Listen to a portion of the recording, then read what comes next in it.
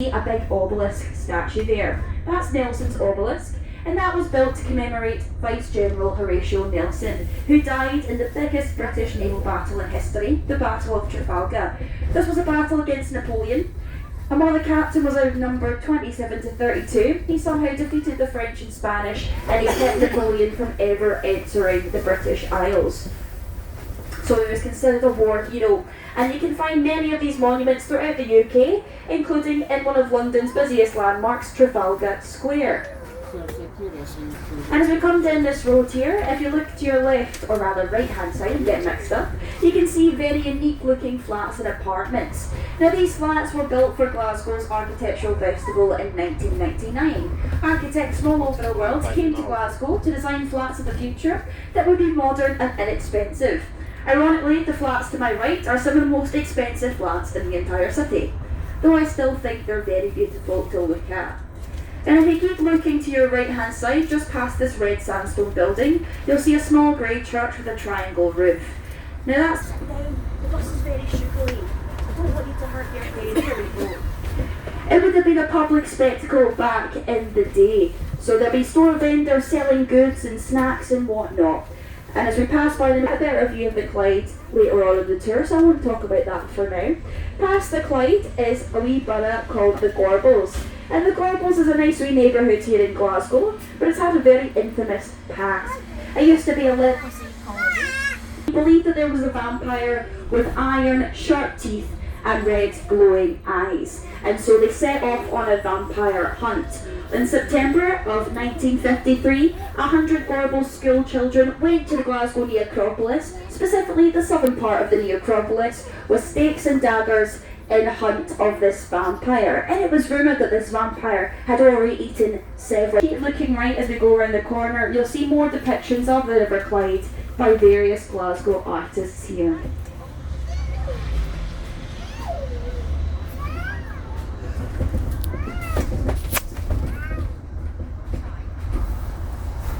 Another very paranormal hotspot is the Scotia Bar on my left hand side. It's a very popular spot for ghost hunting, again because it's a very old bar and pub. It's often in competition between the Clutha about who's the oldest pub, but I believe it is the Clutha. And we are approaching stop number 6, just outside the St Enoch Shopping Centre. That's stop number 6.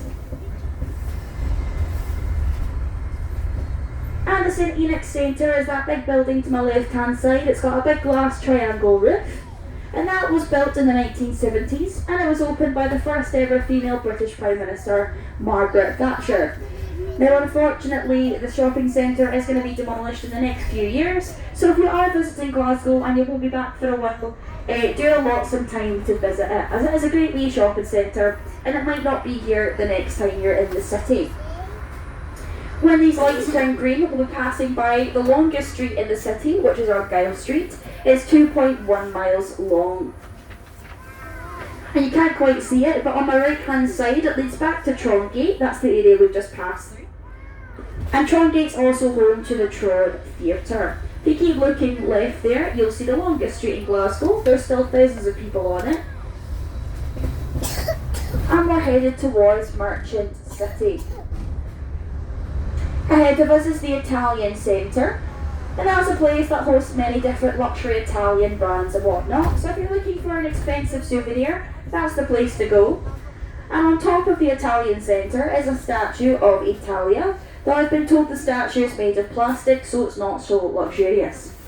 Now Merchant City is named after the majority of the buildings and street names here are directly connected to the trade. So again, while I could talk for hours about the men who built these buildings and how beautiful they all are, again, it would be irresponsible not to mention that they were built off the back of the slave trade. However, we can't fix the past, we can only educate people of the future. And Merchant City nowadays is a much happier place. Every summer it hosts the Merchant City Art Street Festival, and it's a big outdoor festival with street performers, and it supports local artists and whatnot.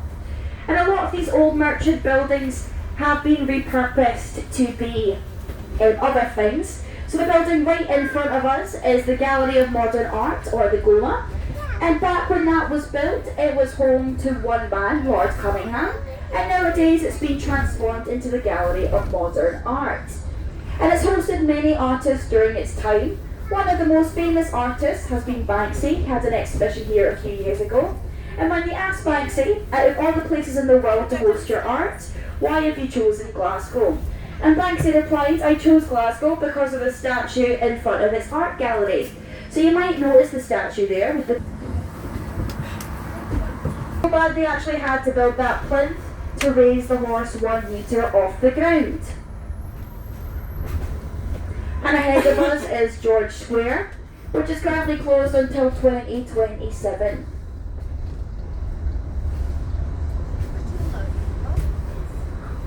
We're pulling into St Vincent Place, which is stop number 7. It's a good place to get off if you want to enjoy some shopping or some eating. That's stop number 7.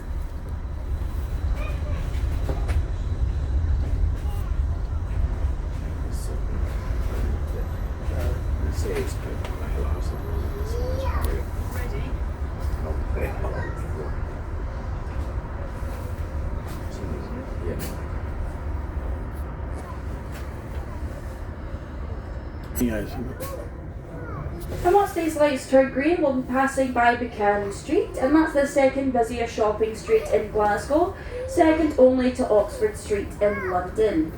Now this street was pedestrianised in the 1970s, meaning no cars are allowed up and down it, and since then it's become one of the wealthiest shopping districts in the UK. And you can see it's especially busy today on a Sunday, but I guarantee any day of the week, no matter the weather, there will be thousands of people on Buchanan Street. And again, you can find just about anything on the street, so if you're looking for any shops later on, this is the place to go.